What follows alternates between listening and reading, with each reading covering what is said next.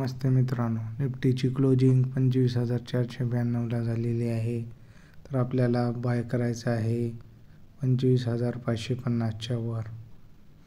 पहिलं टार्गेट असेल 25,621, त्याच्यावरती आपल्याला 25,692 व त्याच्यावरती 25,795 व त्याच्यावर आपल्याला 25,855 व त्याच्यावरती 26,065 व आपला जो स्टॉप लॉस असेल हा 25,460.